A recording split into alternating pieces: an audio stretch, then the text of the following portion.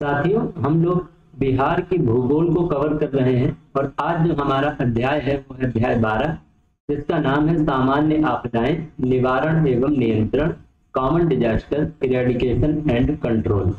तो आइए देखते हैं कि इस पाठ से हमें क्या क्या सीखने को मिलता है और कौन कौन से क्वेश्चन यहाँ से बन सकते हैं। तो बच्चों, पिछले अध्याय में उन आपदाओं की जानकारी दी गई है जो आधुनिक तकनीकी के क्रम में मानवीय गलतियों के कारण घटित हुई है।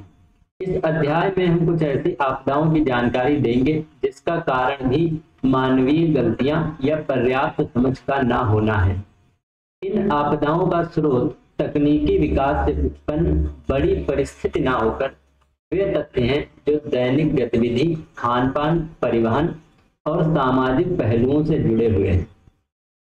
ऐसी आपदाएं वे मानसिक उत्पीड़न करती हैं जिनका प्रबंध वस्तु और रुपयों से कहीं अधिक मानवीय समझ और दूरदर्शिता से करने की जरूरत है। अब सामान्य आपदाओं को दो वर्गों में रखा जा सकता है। तो एक क्वेश्चन यहाँ से बन सकता है कि सामान्य आपदाओं को कितने वर्गों में विभाजित किया जाता है? तो दो वर्गों में विभाजित किया जाता है। पहला वर्ग कौन सा है? लघु स्थिति, ठीक है, जो छोटे स्तर पे हो, और दूसरा है बृहद स्तरीय, यानी कि जो बड़े स्तर पर। तो लघु स्तरीय आपदाएं क्या है, इनकी बात करते हैं। तो लघु स्तरीय आपदाएं मुख्यतः खान पान और जीवन शैली को स्वस्थ रूप से संचालित न करने पर उत्पन्न होती हैं। यह व्यक्तिगत और पारिवारिक स्तर पर ही उत्पन्न होती हैं, क्योंकि कहीं कहीं सामाजिक जागरूकता की कमी तथा स्वास्थ्य सेवाओं के उचित प्रबंध नहीं होने से यह महामारी का रूप ले लेता है ना। तो जनरली जो लघु स्तरीय आपदाएं हैं वो व्यक्तिगत यानी कि किसी निजी व्यक्ति या परिवार के स्तर तक ही रहती हैं, ठीक है। अगर जैसे इनकी जानकारी सही नहीं हुई, मान लीजिए जैसे कोई रोग है ना, जैसे कोरोना फैला था, तो कोरोना में क्या था कि वो पहले तो व्यक्तिगत था, किसी एक व्यक्ति को होता था। अगर उसको आपने अलग नहीं किया तो वो क्या परिवार में फैल जाता था, और अगर परिवार से तक नहीं रहा हो तो वो पूरे समाज में फैलकर क्या कर देता है, महामारी का रूप ले लेता है। तो लघु स्तरीय आपदाएं जो है वो व्यक्ति और परिवार तक ही सीमित होती हैं अधिकतर। गरीब परिवार के लिए ये आपदाएं मौत का संदेश लेकर आती हैं। इनके अंतर्गत कुपाचन, कैदस्त, हैजा, प्लेग, कालाजार, मलेरिया, तीव्र ज्वर जैसी संक्रामक अथवा महामारी लाने वाली बीमारियां हो सकती हैं, ठीक है।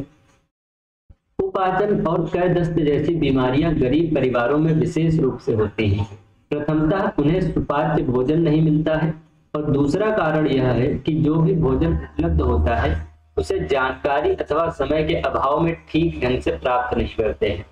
जैसे गर्म भोजन करने से और गर्म जल को ठंडा कर पीने से इस प्रकार की बीमारियों की संभावना नहीं के बराबर होती है। लेकिन यदि हो भी जाए तब प्रारंभिक प्रबंधन की व्यवस्था पारिवारिक स्तर पर ही होनी चाहिए। जैसे नमक और चीनी का घोल देना, नींबू चूसना, दांत के नीचे लौंग दबाना, ये सारे जो नुस्खे हैं इनको आप प्रयोग कर सकते हैं। इस प्रकार पारिवारिक प्रबंधन से ही इस पर जल्दी नियंत्रण हो सकता है। सुदूर गांव में पारिवारिक प्रबंधन से जल्दी लाभ न होने की स्थिति में सामुदायिक प्रबंधन की जरूरत पड़ती है। गांव में स्वास्थ्य केंद्र नहीं के बराबर होते हैं, अतः गांव में जिसके पास सवारी है उसे आगे आकर कुपाचन तथा कैदस्त प्रभावित परिवारों को मदद करने की जरूरत है, ठीक है। तो घर पे आप क्या क्या कर सकते हैं अगर आपको कुपाचन हुआ है या आपको दस्त हो रहे हैं, ठीक, तो नमक और चीनी का घोल पी सकते हैं, नींबू चूस सकते हैं, दांत के नीचे लौंग दबा सकते हैं। अगर इससे ना ठीक होता तो आपको डॉक्टर के पास जाना चाहिए। जिसके पास मोबाइल फोन हो वो तुरंत निकटतम स्वास्थ्य केंद्र में भी सूचना देने की जरूरत है। इलेक्ट्रॉल पाउडर है ना, ऐसे में क्या होता है जब दस्त बहुत ज्यादा होती है, शरीर में आयरन और पानी की कमी हो जाती है, तब आपको क्या पीना चाहिए, इलेक्ट्रॉल पाउडर। तो इलेक्ट्रॉल पाउडर को घर में रखना चाहिए। अगर यह नहीं है तब इसका नमक और चीनी, ठीक है, नमक और चीनी का घोल बनाकर मरीज को देते रहना चाहिए। ग्राम पंचायत प्रशासन के लिए आवश्यक कि वह समय समय पर स्वयंसेवी संस्थाओं यानी कि एनजीओ, नॉन गवर्नमेंटल ऑर्गेनाइजेशन की मदद से प्रदर्शनी या नुक्कड़ नाटकों का आयोजन कर इन आपदाओं से बचने की जानकारी दे। क्रियाकलाप क्या करना है आपको कि बच्चों को चाहिए कि वे अपने परिवार या आसपास के परिवारों में इन आपदाओं से ग्रसित लोगों की सूची बनाएं और पता लगाएं कि तत्कालीन उपचार की क्या व्यवस्था की गई थी। इसी तरह बात करते हैं कि हैजा है ना, हैजा और प्लेग ये बड़े स्तर की क्या है, महामारी है, जो सही अर्थों में एक क्या है, सामुदायिक आपदा है। ठीक है, हैजा और प्लेग क्या है, एक सामुदायिक आपदा है। इस प्रकार की आपदा की स्थिति तब उत्पन्न होती है जब किसी रोग विशेष के मामलों की संख्या अनुमान से बहुत अधिक हो जाती है। इन आपदा का प्रमुख कारण रोग जनक जीवाणु या विषाणु होते हैं। क्या होते हैं, रोग जनक जीवाणु या विषाणुओं के कारण ये आपदा फैलती है। इसके संपर्क से आपदा फैलती है। नगरों के मलिन बस्तियों में, ग्रामीण की टोली में ये आपदाएं अधिक फैलती हैं। इन आपदाओं के प्रबंधन की विस्तृत चर्चा पूर्व के अध्याय में की गई है। कालाजार और तीव्र जल लगभग एक प्रकार की क्या है, आपदा है। ठीक है, हैजा और प्लेग क्या थी, सामुदायिक आपदा थी। कालाजार और तीव्र ज्वर क्या है, एक आपदा है। कालाजार और तीव्र ज्वर की स्थिति में मरीज को जबरदस्त कपकपी होती है। गंदा भोजन, गंदे जल के वातावरण में रहने से दोनों बीमारियां फैलती हैं। तो आपसे पूछेगा कि कालाजार और तीव्र ज्वर किससे फैलता है, तो गंदा भोजन और गंदे जल से। ठीक है, ये दोनों बीमारियां तेजी से फैलती हैं। कालाजार में लंबी अवधि तक, ठीक है, जब कालाजार आपको होता है ज्यादा टाइम तक आपको क्या रहता है, तेज बुखार रहता है। और ये किसके द्वारा उत्पन्न होता है, जीवाणु के द्वारा उत्पन्न होता है। तो आपको ये चीज ध्यान रखनी है कि कालाजार किसके द्वारा उत्पन्न होता है, जीवाणु से उत्पन्न होने वाला रोग है। इसका भी मूल कारण क्या है, स्वस्थ खान पान का ना होना। इस ज्वर से मनुष्य का मस्तिष्क भी प्रभावित होता है। तीव्र ज्वर में भी लगभग यही स्थिति होती है। सामान्य तीव्र ज्वर ऐसे संक्रमण का परिणाम होता है जिस पर प्रारंभिक उपचार के बाद नियंत्रण पाया जा सकता है। लेकिन कालाजार की स्थिति में बड़े स्तर के स्वास्थ्य केंद्र की जरूरत होती है, क्योंकि कालाजार से बचाव की चिकित्सा लंबी अवधि की होती है और मरीज को अस्पताल में रखना आवश्यक होता है। तो यहाँ से आपको क्या याद रखना है कि कालाजार में क्या होता है, तीव्र ज्वर होता है, यानी कि तीव्र बुखार रहता है। ये एक प्रकार की क्या है, आपदा है। और ये फैलती कैसे, गंदा भोजन और गंदे जल से। ठीक है, और ये होता किसके कारण है, जीवाणुओं के कारण। अब चलिए आगे देखते हैं। कालाजार के मरीज को घर से स्वास्थ्य केंद्र ले जाने के बीच परिवहन और पैसे के प्रबंध से कहीं ज्यादा मरीज और परिवार के लोगों के मानसिक प्रबंधन की जरूरत होती है। ऐसी स्थिति में घबराहट के बदले उपचार की व्यवस्था जरूरी है। उपचार में थोड़ी सी मानवीय भूल से आपदा एक त्रासदी में बदल सकता है। ठीक है, अब हम बात करेंगे बृहद स्तरीय आपदाओं की। एक बार रिवीजन कर लेते हैं, हमने क्या क्या पढ़ा।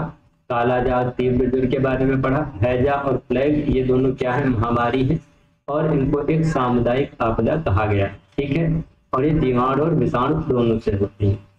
और इसके बारे में हमने क्या पढ़ा, और कुपाचन और कई दस्त के बारे में पढ़ा। ठीक है, तो ये 6 बीमारियों के बारे में पढ़ा।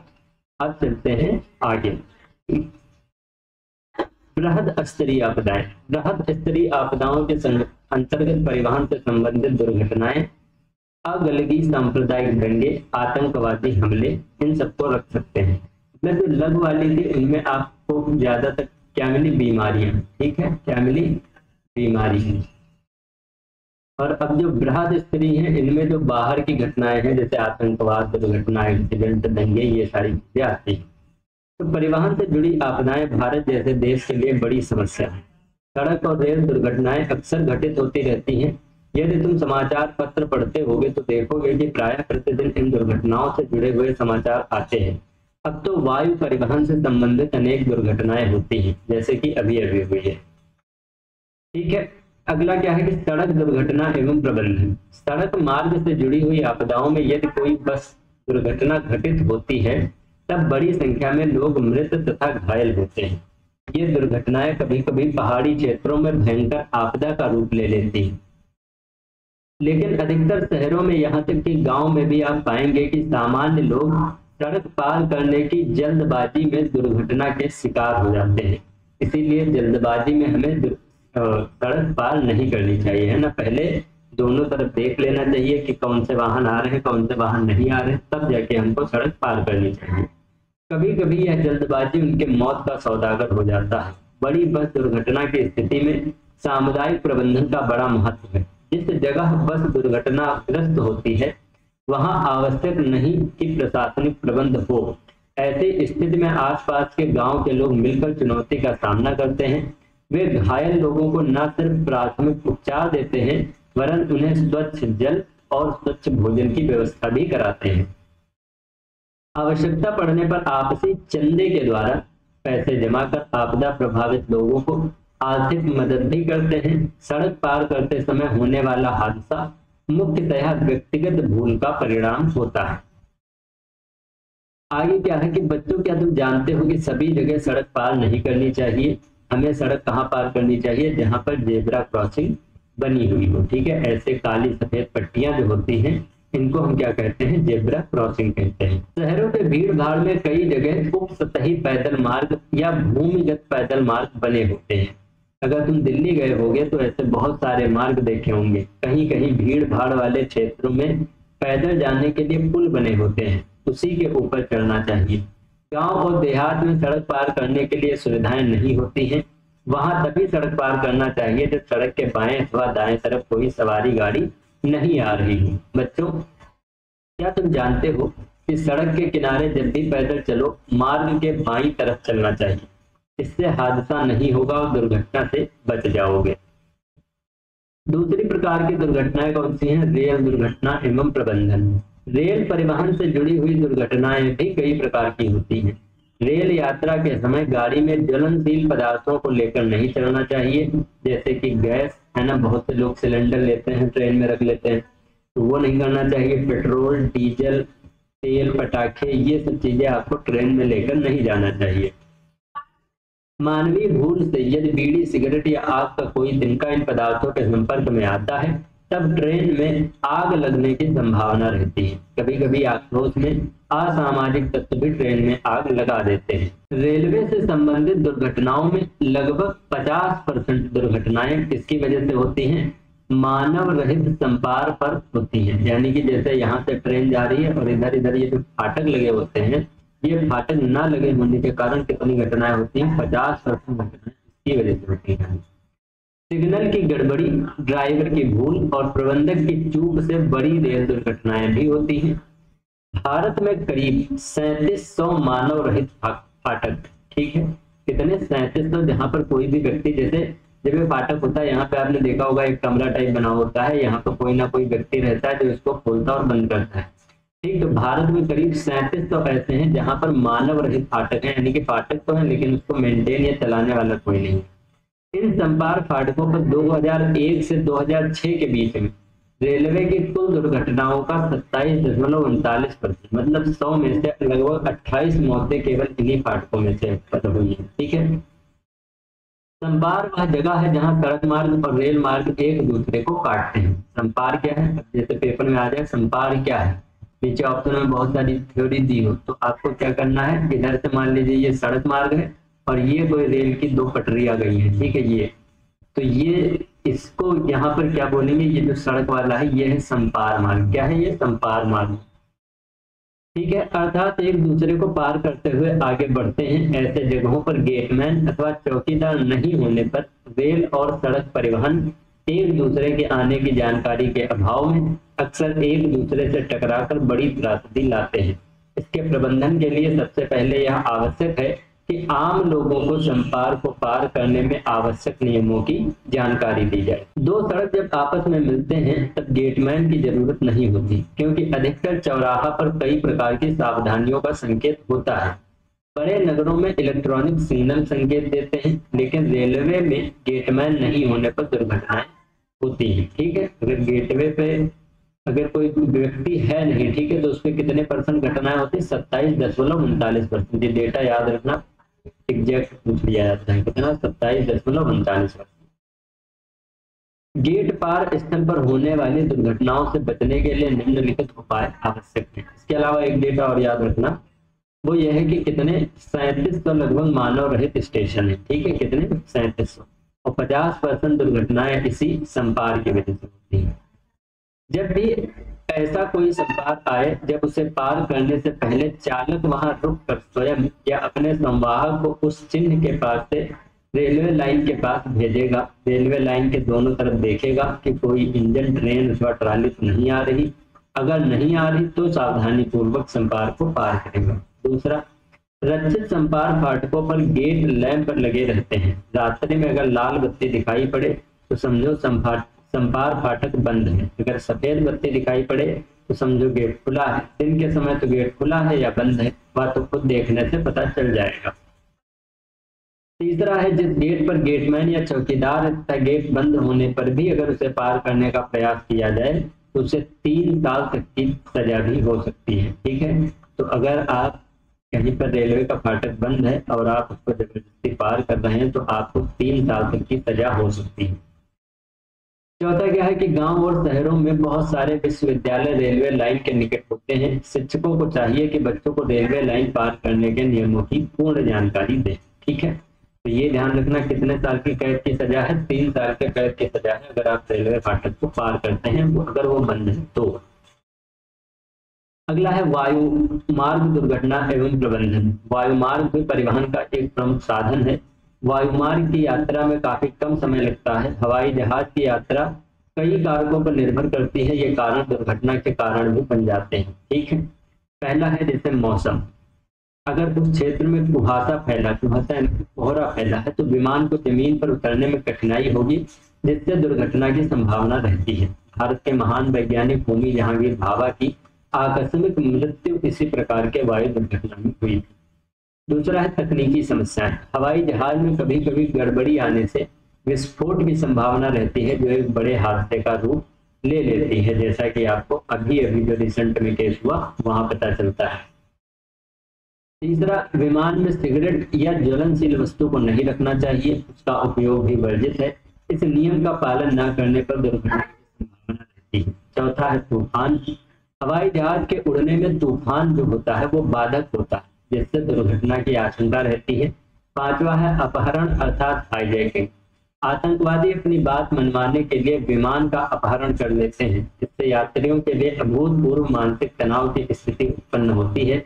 कई बार हाईजैक किया गया विमान यात्रियों को उतारकर जला भी दिया गया है।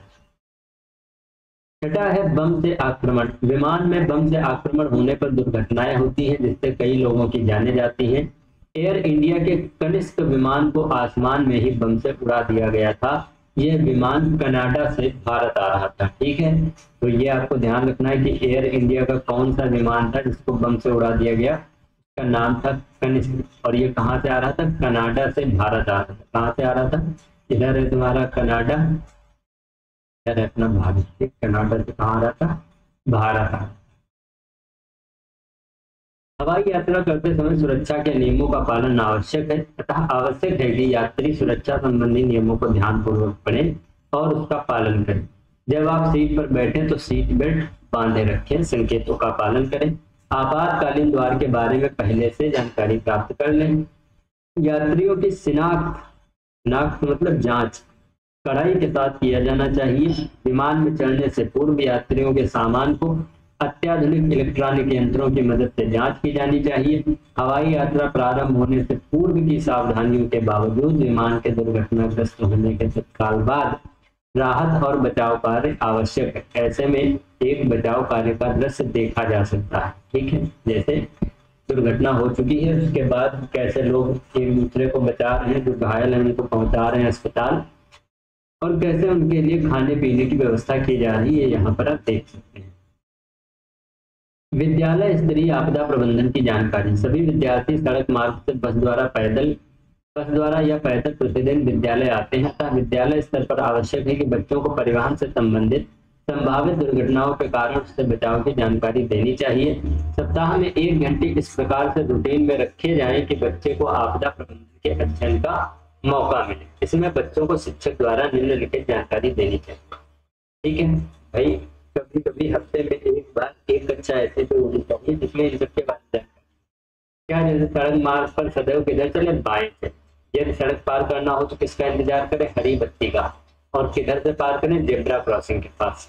कई सड़क पर गति अवरोधक बने होते हैं, चालक को इसकी जानकारी होनी चाहिए, है ना। अगर फुल स्पीड में जा रहे हो एकदम ब्रेकर से आ गया तो तुम क्या करोगे? निपट जाओगे।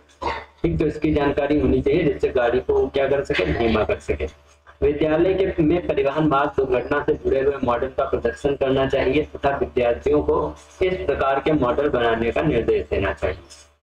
विद्यालय बस का चालक प्रशिक्षित होना चाहिए। ठीक है, विद्यालय बस को जो चला रहा है वो क्या होना चाहिए, थोड़ा पढ़ा लिखा होना चाहिए और बच्चे को स्पष्ट हिदायत देते रहना चाहिए कि गाड़ी रुकने पर ही उतरे और उसमें चढ़े, चलती बस में ना उतरे ना चढ़े। ठीक है, गाड़ी में बैठने के बाद बच्चे शरीर का कोई भी अंग खिड़की से बाहर ना निकालें।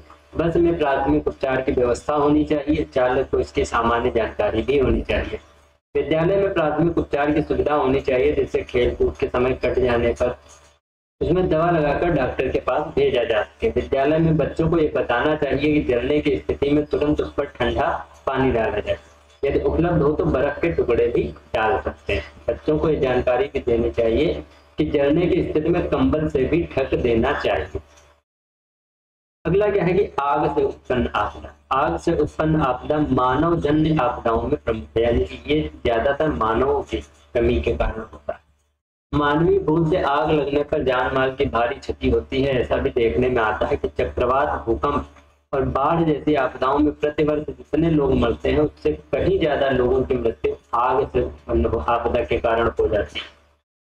आग लगने के कारण क्या है, खाना पकाते समय होने वाली दुर्घटनाएं। खाना बनाते समय किसी व्यक्ति के मौजूद ना होने अथवा स्टोव या खाना पकाने वाले किसी अन्य उपकरण में मशीनी खराबी के कारण आग लगने से दुर्घटनाएं होती हैं। गैस पर खाना बनाने से भी उसमें गैस रिसाव होने पर भी गैस में आग लग जाती है, जिससे बड़ी दुर्घटनाएं होती हैं।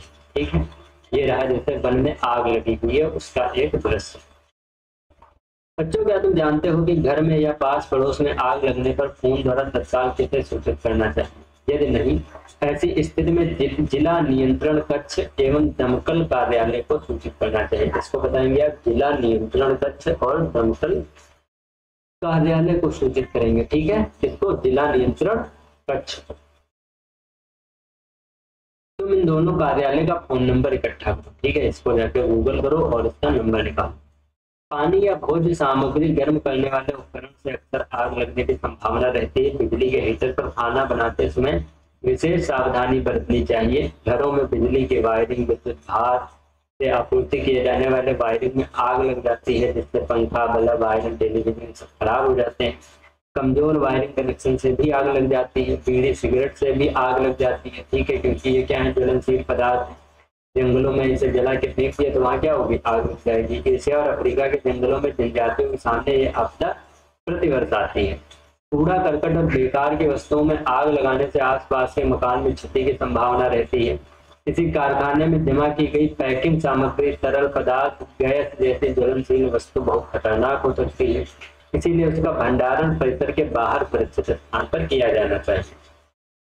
रासायनिक वस्तु जैसे पेंट, तरल पदार्थ, गैस सिलेंडर का अलग भंडारण किया जाना चाहिए। ठीक है, अब कैसे रोकेंगे अगर आग लग जाए? ठीक है, तो ज्वलनशील पदार्थ घर में ना रखें। इसके अलावा अग्निशमन यंत्र रखें, है ना, वो जो सिलेंडर आता है लाल लाल इतना बड़ा सा, उसको घर में रखें, जिससे अगर कहीं पे आग लग जाए तो उससे बुझा सके।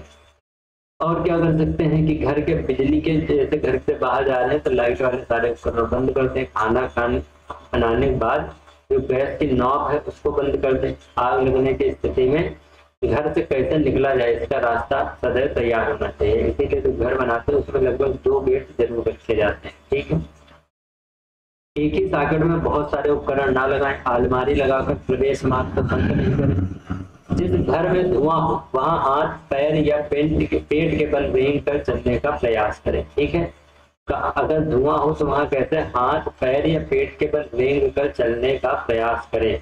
आग लगने पर दमकल विभाग को बुलाएं। दमकल विभाग को अपने घर का पता स्पष्ट रूप से बताएं।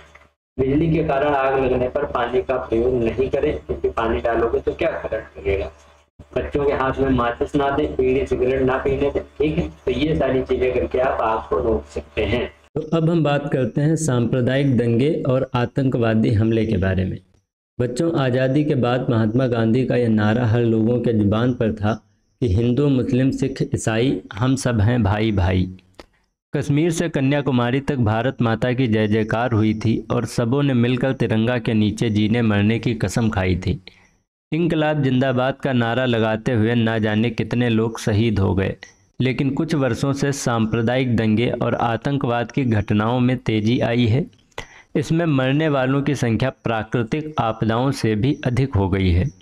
समाचार पत्रों में अक्सर पढ़ते होंगे कि भारत के किसी न किसी भाग में सांप्रदायिक दंगे अथवा आतंकवाद के प्रभाव से सीधे साधे लोग मौत के शिकार हुए हैं, जैसा कि अभी आपने कश्मीर में देखा था। आतंकवाद मानव जनित वह आपदा है जो हिंसात्मक मार्ग से राजनीतिक उद्देश्यों की पूर्ति चाहता है। यह राजनीति में प्रेरित हिंसा होती है। इसका एकमात्र उद्देश्य वर्तमान शासन व्यवस्था को उखाड़ फेंकना है। विश्व के अधिकतर बड़े आतंकवादी संगठन राजनीतिक सीमा के अंतर्गत नहीं कार्य करते। वे एक से अधिक क्षेत्रों में कार्य करते हैं, जैसे अल-कायदा विश्वव्यापी आतंकवादी संगठन का रूप ले चुका है। संयुक्त राज्य अमेरिका ने वर्ल्ड ट्रेड सेंटर पर 11 सितंबर 2001 को वायुयान की मदद से किया गया आतंकवादी हमला उनकी क्रूरता और कठोरता का चरम स्वरूप है। ठीक है, तो WTO पर जो अल-कायदा है उसने हमला कब किया था? 11 सितंबर 2001 को। इसमें सैकड़ों लोग अपने जीवन गंवा बैठे। भारत में भी जम्मू और कश्मीर राज्य में शायद ही कोई ऐसा दिन होता है जब आतंकवादी अपनी हरकतों से बाज आते हों। 2008 में ही बंगलुरु, जयपुर, सूरत और दिल्ली, ठीक है, कहाँ बंगलुरु, जयपुर, सूरत और दिल्ली जैसे नगरों में आतंकवादी संगठनों द्वारा सीरियल विस्फोट घृणित इरादे को दर्शाता है। पंजाब राज्य को भी 1980 के दशक में आतंकवादियों का शिकार बनाया गया। भारतीय संसद पर 13 दिसंबर 2001 ईस्वी को आतंकवादियों ने हमला किया। ठीक है, तो 13 दिसंबर 2001 को किसके ऊपर? भारतीय संसद के ऊपर हमला हुआ था। ठीक, पंजाब और बंगलुरु, जयपुर, सूरत, दिल्ली में कब हुआ था? 2008 में हुआ। और पंजाब में कब हुआ? 1980 में हुआ। ठीक है, तो और वहाँ पर जो वर्ल्ड ट्रेड सेंटर है वहाँ पर कब हुआ था? 11 सितंबर 2001 को। ठीक है, तो ये डेट आपको याद रखनी है, 11 सितंबर 2001, फिर 2008 में बंगलुरु, जयपुर, सूरत और दिल्ली, फिर 1980 में पंजाब और 13 दिसंबर 2001 को भारतीय संसद पे हमला हुआ था। इस घड़ी की क्रूरतम घटना के रूप में 26 नवंबर 2008 को मुंबई महानगर में कई स्थलों पर फिदायीन आतंकवादियों द्वारा एक साथ कई जगहों पर हमला किया गया। इसमें करीब 200 व्यक्ति मारे गए। आतंकवादियों से लड़ते हुए कई वरीय अधिकारी भी शहीद हुए। मुंबई में ताज 5 सितारे होटल से निकले हुए धुएं को देखा जा सकता है। क्रूरता का यह चित्र 26 नवंबर 2008 के आतंकी हमले का एक प्रमाण है। ठीक है, अभी आपको एक फोटो दिखेगी जहां पर ये रहा, ये है ताज होटल पर आतंकवादी हमले का दृश्य। ठीक है, जो कि कब हुआ था? 2008 में। आतंकवादियों द्वारा बमों का विस्फोट तथा गोली चलाने की घटना अधिकांशतः सड़कों, मुख्य बाजार, सार्वजनिक तथा सामुदायिक स्थल, रेलवे स्टेशन तथा बस स्टैंड पर किया जाता है। भारत के पूर्व प्रधानमंत्री राजीव गांधी और पाकिस्तान के पूर्व प्रधानमंत्री बेनजीर भुट्टो की हत्या आतंकवादियों द्वारा ही की गई थी। ठीक है, मतलब पाकिस्तान जो खुद आतंकवादियों को पालता है, उसके यहाँ का प्रधानमंत्री जो है बेनजीर भुट्टो, उसको भी आतंकवादियों ने ही मारा है ना। सांप्रदायिक दंगे और आतंकवाद से उत्पन्न हिंसा सामुदायिक एकता को हिला देता है। भारत की एकता और प्रगति के लिए सांप्रदायिक दंगों और आतंकवाद पर नियंत्रण अति आवश्यक है। अब इसके बचाव के लिए क्या कर सकते हैं? ठीक है, पहली चीज कि अफवाह न फैलाएं, ये तो बहुत बड़ी बात। और दूसरी चीज, अफवाह की सूचना निकटतम पुलिस स्टेशन में दे। अगर कोई अफवाह है तो उसको किसमें? पुलिस स्टेशन में सूचित कराएं। सांप्रदायिक दंगों में लगे हुए लोगों को पनाह नहीं दे। ठीक है, जो लोग सांप्रदायिक दंगे फैला रहे हैं उनको अपने घर पर शरण ना दे। गाँव में अथवा शहर के मोहल्लों में शांति समिति का गठन करें। तो ये रहा ताज होटल मुंबई 2008 का जो घटना हुआ था। और क्या कर सकते हैं? पंपलेट के द्वारा सार्वजनिक स्थलों पर बैठक कर लोगों को ये जानकारी दें कि सांप्रदायिक दंगे में संलग्न रहने से पकड़े जाने पर किस प्रकार की सजा दी जा सकती है। इसमें आजीवन कारावास हो सकता है, मौत की सजा दी जा सकती है या लंबे अवधि तक सश्रम कारावास की सजा दी जा सकती है। अगला है, सांप्रदायिक दंगा भड़काने वाले के दिमाग में ये बात बैठाने की जरूरत है कि उनके पकड़े जाने के बाद उनके परिवार की स्थिति अत्यंत ही दयनीय हो जाएगी और उनके परिवार के लोग सामुदायिक घृणा के शिकार हो सकते हैं। विद्यालय में इस प्रकार की शिक्षा दिए जाएं जिससे कि बच्चे अपने धर्म का तो सम्मान करें किंतु दूसरे धर्म के साथ घृणा ना करें। आतंकवादी आपदा से बचाव के उपाय। आतंकवादी हमलों में मुख्यतया बम और ग्रेनेड का प्रयोग किया जाता है। इससे बचाव के लिए निम्नलिखित सावधानियां आवश्यक हैं। यदि अचानक कोई गठरी मिल जाए तो उसे छूना नहीं चाहिए, बल्कि पुलिस को तत्काल सूचित करना चाहिए। यदि किसी क्षेत्र में सूटकेस, संदूक, थैला रखा हुआ दिखाई दे तो इसकी सूचना पुलिस को तुरंत दी जानी चाहिए। यदि आपको किसी व्यक्ति की गतिविधियों पर शक है तो उसकी सूचना तुरंत पुलिस को दें। यदि आप पुलिस तक नहीं जा सकते तो शिक्षक या अभिभावक को बताएं। अपने मकान में किराएदार रखने के वक्त उसका सही शिनाख्त करें और फोटोग्राफ सहित उसकी जानकारी पुलिस को दें। सरकार द्वारा आतंकवादी की जाल में फंसे लड़कों को यह आश्वासन देना चाहिए कि यदि वे हिंसा का मार्ग त्याग कर आम लोगों के साथ जीना प्रारंभ करते हैं तो उनके ऊपर दंडात्मक कार्रवाई नहीं होगी, बल्कि क्षमादान के साथ साथ रोजगार के लिए आर्थिक सहायता भी दी जाएगी। विद्यालय में बच्चों को आतंकवाद से उत्पन्न समस्याओं की जानकारी देनी चाहिए। प्रत्येक गांव और शहरी मोहल्लों में आतंकवाद के विरुद्ध सामाजिक वातावरण बनाने के लिए समिति का गठन किया जाना चाहिए। बच्चों, तुमने देखा कि मानवीय भूल और समझ की कमी से कितनी बड़ी बड़ी आपदाएं होती हैं। ये आपदाएं सौहार्दपूर्ण सामुदायिक एकता को तोड़ती हैं। भारत 102 करोड़ लोगों का देश है और हम सब मिलकर सांप्रदायिक और आतंकवादी तत्वों को निष्प्रभावी बना सकते हैं तथा हम सब मिलकर एक अच्छे भारत का निर्माण कर सकते हैं।